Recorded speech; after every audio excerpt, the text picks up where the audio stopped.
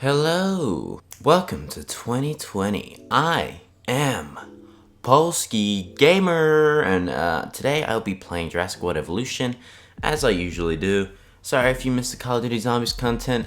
JWE is doing brilliant on my channel, so I'm going to continue doing it for a while. I will do some Call of Duty soon. I'm thinking of... I haven't played Modern Warfare, so I'm going to be playing Modern Warfare probably. We'll see how that goes. But today I wanted to build an enclosure and kind of just see if I can make it really pretty. That's just the video. I haven't really been able to properly prepare for a long video. It's been pretty rough and busy lately, you know, Christmas and the New Year and all that, and I've been just completely not at my home at all to do anything YouTube wise, so I've just been vibing. Anyway, first things first, we're gonna incubate some dinosaurs, but I just want to do this video and kind of show a cool exhibit. I'm not American, I don't say things weird, I'm Australian. Cool exhibit, guys. I'm gonna show you a cool exhibit with the Allosaurus. Now, the thing I like to do with the Allosaurus or any other dinosaurs with a low social status, even if I'm on Sandbox, I like to even edit their genes because they are one, but if you do this, that means they can be a pack and they can have alphas. And you can't do that if you're just using the normal Sandbox social limit thing off, you know what I mean? So we're gonna do that, and the cosmetic, I really don't care. I like null basic the best. It's my favorite. So we'll probably use that. We'll probably use coastal. Oh my god, I'm not American. Coastal or whatever. Coastal, no, it's wetland. Coastal's the best. Second best. They're not great skins, but they're alright. And I don't know if we need other dinosaurs in this exhibit. We could probably put something smaller like a, I don't know, a velociraptor or whatever. I don't know, Compsognathus. Whatever floats your boat, it doesn't really matter. But anyway, so I've kind of just laid a basis down. This is the enclosure I'm going to build in. I'm going to try and build it as pretty as I can. And the first thing that I like to do when I have a new exhibit that kind of has an empty space around it, if you're not in a real big park and you want to make it look pretty because there's nothing, no buildings or anything around, I like to get the landscape. I like to get the forest, maybe put on two. And then I like to just put it around the side. I call this technique the blending technique. Kind of similar to how you would blend your makeup or whatever with, I actually don't know how makeup is, so I'm probably gonna dribble some stuff here, but how you blend your makeup with your foundation and all of that. You see, it makes it look pretty. It gives it purpose. That kind of looks weird, that weird gap, and you can fill it in. Beautiful. So, listen.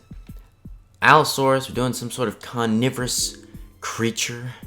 We're gonna put the feeder in because feeders are always terrible to put in after doing stuff, and usually I like to keep it near the viewing platform, whatever, and relatively straight. It doesn't really matter whatsoever. Feeders, meh, they kind of ruin a design of an exhibit. But the thing I want to go with is kind of a mountainous, watery, I don't know, something pretty. So I'm gonna do like this, maybe. That's very bumpy, but the thing you can do is you can smooth. Yeah, and then you can just kind of go along, kind of just, that's a bit big, so, you know, I'll put it down. It kind of gives it an extra level. If you just have the flat, it looks weird sometimes. And it can look weird if you've used too much of it, and I may have here. But using your mountains and your raise tool, you can, oh geez, didn't mean to actually do that. You can actually make some relatively nice looking exhibits because it gives this extra depth and this extra detail, if you get my drift. So I'm just gonna release these guys here.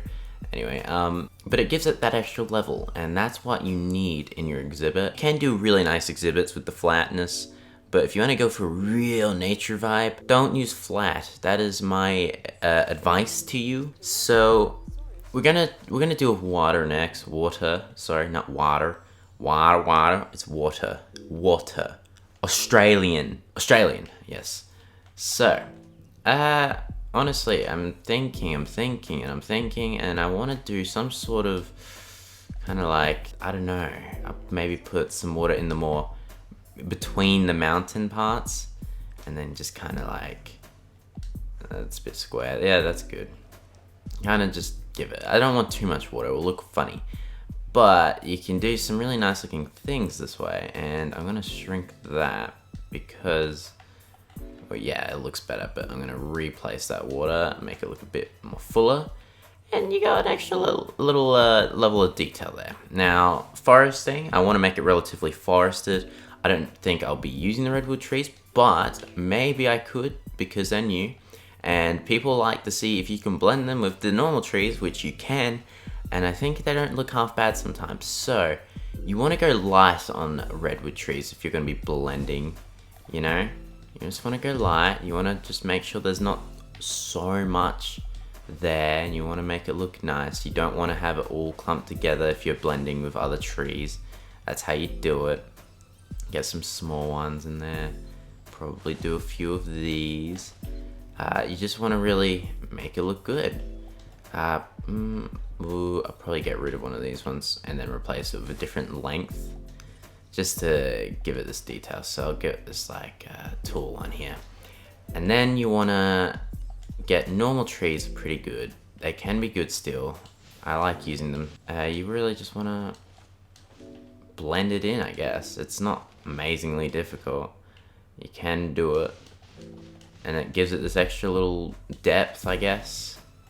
You can go hard on these trees because I reckon that like the tree brush looks nice. I like using it sometimes. I think it's really good. But we also try and use a bit of these trees and try and make like a something. I don't know. I will have like a mediocrely.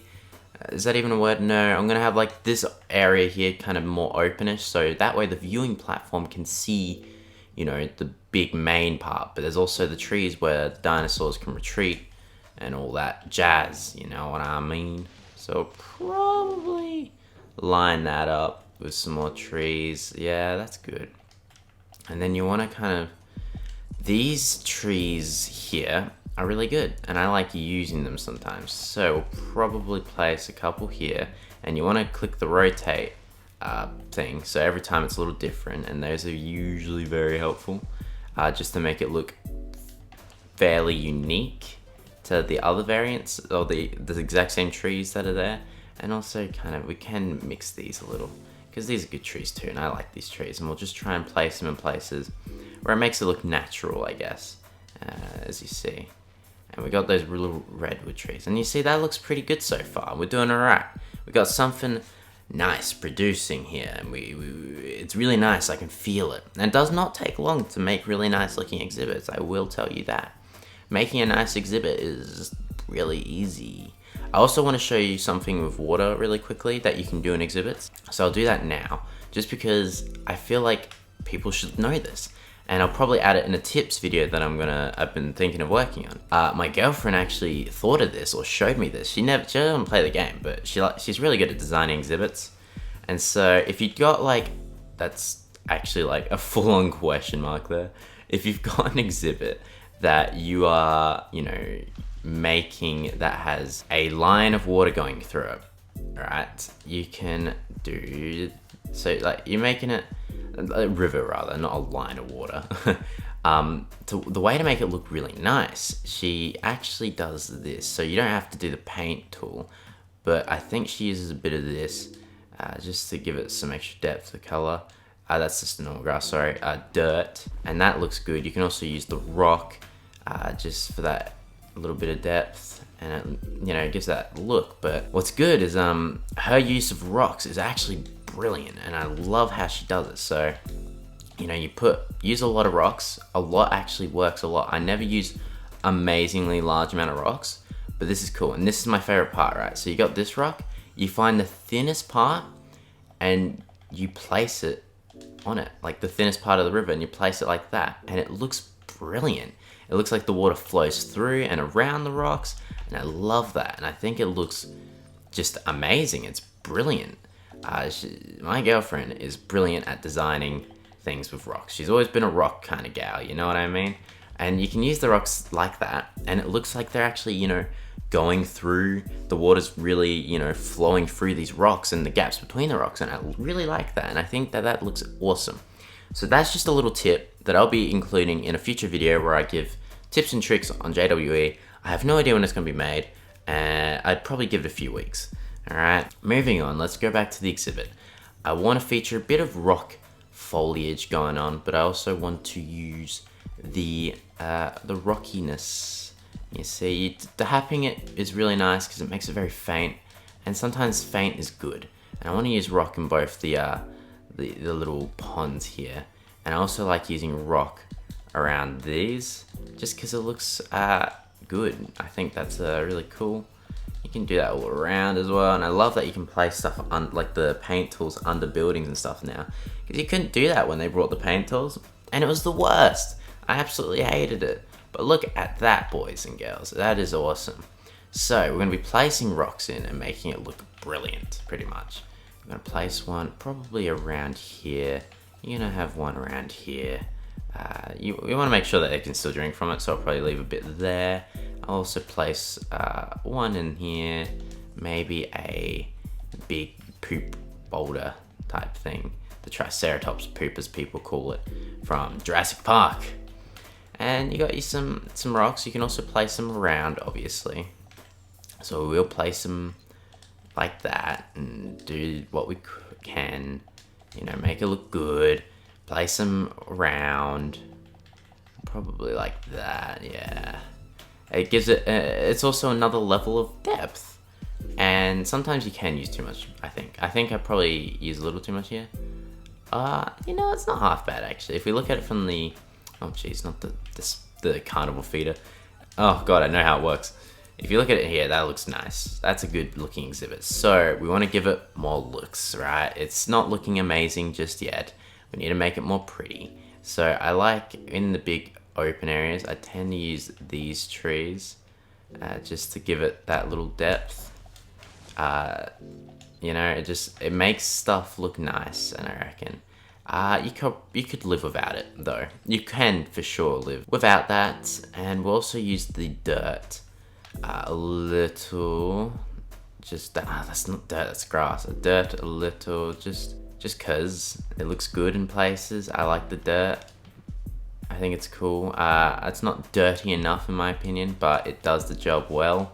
And then for foliage, we're gonna put in just your basic foliage. So this really is just the basic exhibit. It's not hard to make exhibits like this. And I'm just showing you guys, for those that are not amazingly equipped at making exhibits, and I'm just showing you that it's not hard and you can do it. I'm also using the Vibrant. The Vibrant is my favorite plant. It looks so nice. And I don't want to overuse it. I want to put it in patches. And it's also nice in water sometimes. I like to use Coastal in water, or Crag, because they're just so, you can't see it, because they're so big and fluffy, if that made any sense whatsoever. See, Crag looks best in water. And also, but don't forget that using, you know, your plants can get rid of your dirt and your rock.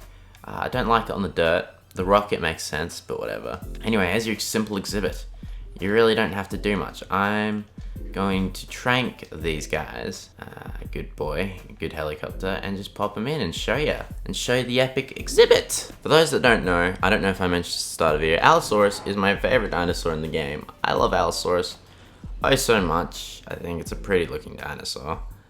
It's really cool looking, actually. It's awesome. This is definitely not my best exhibit, but like I said, this video is to show you guys what you can do in 15 minutes. I recorded this has been 15 minutes and I spent a couple minutes working, just looking at that river for you guys. It's easy. If you don't know how to build exhibits, this is a good video. So it's like a tips, tricks. I haven't even followed the title. The title of this video, how to make enclosures look pretty for beginners, of JWE, I guess.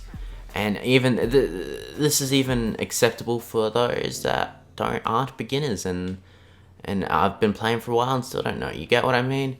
It's just a cool exhibit, I guess. I don't know.